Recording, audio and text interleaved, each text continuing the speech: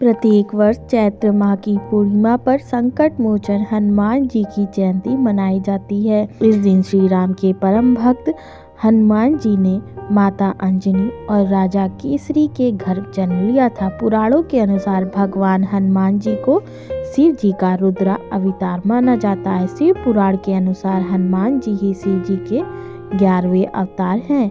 हनुमान जी को पवन पुत्र के नाम से भी जाना जाता है। तो आइए जानते हैं साल 2023 में हनुमान जयंती कब है। हनुमान जी का जन्म चैत्र माह की पूर्णिमा पर चित्रा नक्षत्र व मेष लग्न के योग में हुआ था।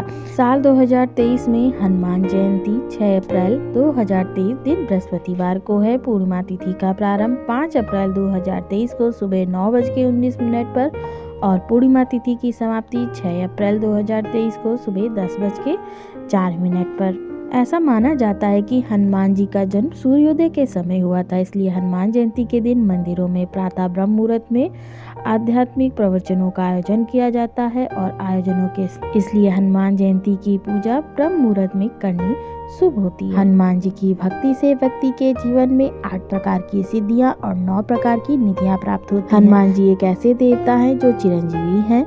यही कारण है कि कलयुग में केसरी नंदन की उपासना का फल शीघ्र प्राप्त होता है। संकट के समय हनुमान जी को सच्चे मन से सुमिर करने पर भक्त की स्वयं रक्षा करने आते हैं। शनिदेव के अशुभ प्रभाव से बचने के लिए भी हनुमान जी की उपासना करनी चाहिए। बजरंगबली के भक्त को शनिदेव कभी परेशान नहीं करते हैं। हनुमान जयंती पर जो पीपल के पत्ते, बेसन के लड्डू, लाल रंग के पुष्प से इनकी पूजा करते हैं, उसके जीवन में हनुमान जी खुशियाँ लाते हैं। जहाँ भी प्रभु श्री राम की भक्ति होती है वहाँ हनुमान जी मौजूद होते हैं। इन्हें प्रसन्न करने के लिए हनुमान जयंती पर रामचरितमानस का पाठ अवश्य करें। हनुमान जयंती पर बजरंगबली की पूजा। केसरी नंदन श्री हनुमान जी के भक्त हनुमान जयंती के दिन उपवास रखते हैं। हनुमान जयंती के दिन सुबह उठकर स्नान के बाद हनुमान जी की पूजा करके व्रत करने का संकल्प ले। हनुमान जी इस कलयुग के राजा हैं। ऐसी मान्यता है कि जो भी व्यक्ति इस कलयुग में हनुमान जी को सच्चे मन से पूजा अर्चना करता है उसकी रक्षा स्वयं केसरी नंदन करते हैं। हनुमान जयंती पर क्या करें। हनुमान जयंती एक अत्यंत ही शुभ और पवित्र दिन है। इस दिन श्री हनुमान जी की आराधना और स्तुति करने का बहुत अधिक महत्व है। हनुमान जयंती के दिन श्री हनुमान जी की संपूर्ण श्रद्धा और भक्ति के साथ आराधना और स्तुति करें।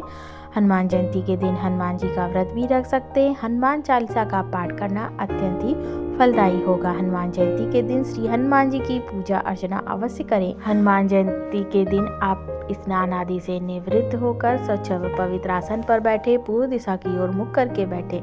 हनुमान जी की प्रतिमा या तस्वीर को किसी लाल आसन पर स्थापित करें। अब आप अपने आप को अन्य वस्तुओं को गंगा जल से पवित्र करें। हनुमान जी को धूप दिखाएं। हनुमान जी को सिंदूर का लेप करें। सिंदूर का लेप हनुमान जी के चरणों से शुरू करते हुए करें।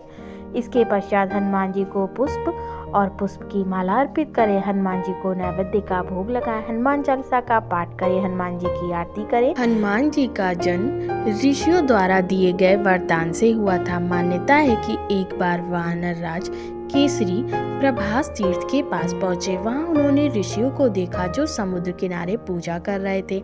तभी वहां एक विशाल हाथी आया और ऋषियों की पूजा में खलल डालने लगा।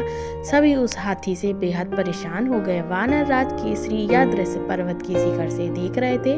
उन्होंने विशालकाय हाथी के दांत तोड़ दिए और उसे मृत्यु के घाट उतार दिया। ऋषिगण वानर राज से बेहद प्रसन्न हुए और उन्हें इच्छा अनुसार रूप धारण करने वाला, पवन के समान पराक्रमी तथा रुद्र के समान पुत्र का वरदान दिया। एक अन्य कथा के अनुसार माता अंजनी एक दिन मानव रूप धारण कर पर्वत के शिखर की ओर जा रही थी। उस समय सूरज डूब रहा था। अंजनी डूबते सूरज की लालिमा को निहारने लगे। इसी समय तेज हवा चलने लगी और उनके वस्त्र उड़ने लगे। हवा इतनी तेज थी कि वो चारों तरफ देख रही थी कि कहीं कोई देख तो नहीं रहा, लेकिन उन्हें कोई दिखाई नहीं दिया। हवा से पत्ते भी नहीं हिल रहे थे। तब माता अंजनी को लगा कि शायद कोई मायावी राक्षस अदृश्य होकर यह सब कर रहा। उन्हें क्रोध आया और उन्होंने कहा कि आखिर कौन है ऐसा जो एक पतिपरायण स्त्री का अपमान कर रहा है। तब पवन देव प्रकट हुए और हाथ जोड़ते हुए अंजनी से माफी मांगने लगे। उन्होंने कहा, ऋषियों ने आपके पति को मेरे समान पराक्रमी पुत्र का वरदान दिया है, इसलिए मैं विवश हूँ और मुझे आपके शरीर को स्पर्श करना पड़ा।